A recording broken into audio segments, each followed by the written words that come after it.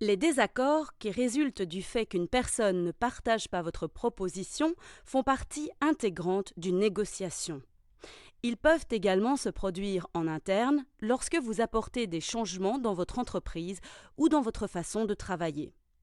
Les désaccords ne sont pas systématiques, mais lorsque c'est le cas, il est important de savoir comment les anticiper et y remédier. Cette vidéo vous explique ce qu'est un désaccord et montre comment l'anticiper et y remédier efficacement. Elle vous explique également comment transformer un désaccord en un retour pertinent. Un désaccord se produit lorsque quelqu'un rejette votre proposition ou est indécis. Supposons, par exemple, que vous vendiez un service que d'autres entreprises peuvent utiliser.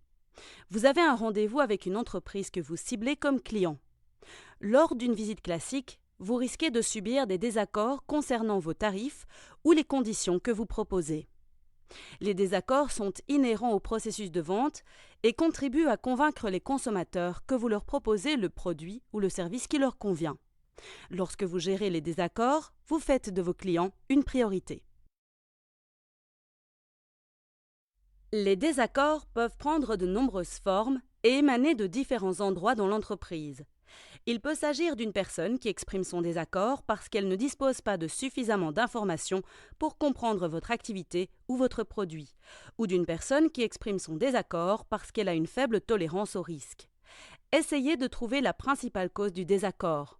Vous pourrez alors trouver le moyen d'y remédier en apaisant les inquiétudes de l'autre personne ou en tenant compte de ses commentaires pour modifier et améliorer votre décision. Les désaccords surviennent souvent au moment de la prise de décision dans une entreprise.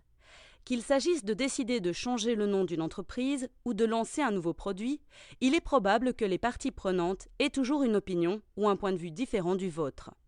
Voici 5 éléments clés permettant de minimaliser les désaccords. Le premier est la communication. Si la communication n'est pas claire, quelqu'un peut ne pas comprendre les détails d'une proposition ou les raisons d'une décision, ce qui peut susciter un désaccord. Le deuxième élément concerne les données. Il est important d'avoir des données claires et pertinentes lors de la prise de décision. À défaut, vos parties prenantes risquent de ne pas disposer de suffisamment de contexte pour accepter ou comprendre une décision. Les décisions à haut risque constituent le troisième élément. Elles sont susceptibles de susciter des désaccords car les parties prenantes ont leur propre point de vue sur les conséquences d'une décision. Par exemple, il peut s'agir de l'adoption de votre produit ou de son prix. Le quatrième est la confiance. Si une entreprise ou un produit ne suscite pas la confiance des parties prenantes, toute décision prise par l'entreprise est susceptible d'être remise en question. D'un point de vue extérieur, c'est votre crédibilité qui va jouer. Si vous faites du démarchage par téléphone, pensez à vous présenter et à donner quelques informations sur votre entreprise en utilisant des signaux externes que les autres pourraient reconnaître. Le dernier élément est le biais. Lorsqu'il y a des biais dans une entreprise, ils peuvent conduire à l'exclusion de données ou de points de vue pertinents, ce qui peut conduire à des décisions hâtives. Maintenant que vous savez à quel moment ils peuvent apparaître, vous devez comprendre comment les anticiper. Y a-t-il des risques à court ou à long terme pour votre entreprise? Si tel est le cas, vous pouvez anticiper les questions en présentant un point de vue ou des données, expliquant pourquoi vous avez pris votre décision face à ces défis. Les interlocuteurs comprendront ainsi que vous avez pris en compte tous les points de vue au moment de prendre la décision et que vous avez quand même décidé d'aller de l'avant. Dans une discussion avec un potentiel client par exemple, vous montrez ainsi que vous comprenez ses principales préoccupations. Il est important de connaître l'ampleur de votre proposition et du contexte dans lequel elle s'inscrit. Vous devez vous attendre à plus de désaccords pour une décision affectant une plus grande partie de l'entreprise. Assurez-vous que les données que vous présentez sont pertinentes et claires et qu'elles permettent de contextualiser les décisions prises. Il existe plusieurs façons de réagir face à un désaccord. Tout d'abord, écoutez et posez des questions. Prenez le temps de comprendre le fondement des préoccupations de la personne qui est en désaccord et apportez-y une solution. Ensuite, veillez à communiquer de manière réfléchie. Prenez en compte les enjeux de la décision. Il arrive que la personne en désaccord ou réticente ne comprenne pas à quel point une décision est risquée ou non, ou qu'elle ait un point de vue différent sur la question. Il est donc important d'en parler avec elle. Indiquez que vous poursuivez des objectifs similaires tout en soulignant votre perception du risque. Ne soyez pas hostile. Une personne qui s'oppose à une décision ou à un changement ne vous attaque généralement pas directement.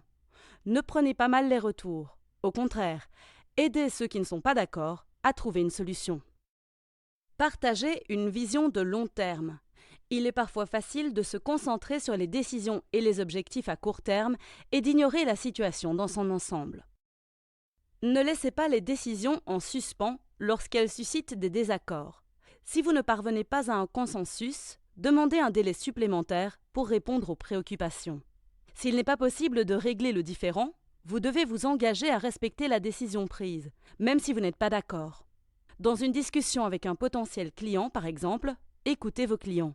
S'ils sont réticents et ne se laissent pas convaincre, il est important de savoir quand lâcher prise. Après avoir écouté les critiques, veillez à communiquer votre décision. Toutes les parties prenantes doivent comprendre pourquoi une décision a été prise et comment les désaccords ont été gérés pour gagner la confiance et limiter la responsabilité. Il est utile d'envoyer une synthèse par email après votre conversation, afin de conserver une trace de la raison de votre décision. Le désaccord ne consiste pas seulement à apaiser les inquiétudes des autres. Écoutez ce qu'ils ont à dire, car ils pourraient dire quelque chose qui vous a échappé. Profitez des désaccords pour recueillir des informations et améliorer vos décisions. Discutez de vos préoccupations avec davantage de personnes. Comprenez leur point de vue. Comprenez comment les autres interprètent cette décision. Parfois, être trop proche des détails peut obscurcir notre jugement. Recherchez d'autres données pour réduire les inquiétudes. Réalisez une enquête, un groupe de discussion ou d'autres activités pour vous permettre de limiter les biais.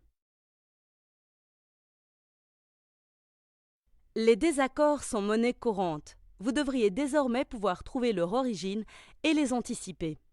C'est en choisissant de réagir et d'utiliser les désaccords à votre avantage que vous pourrez remporter des victoires auprès de vos clients et de vos partenaires.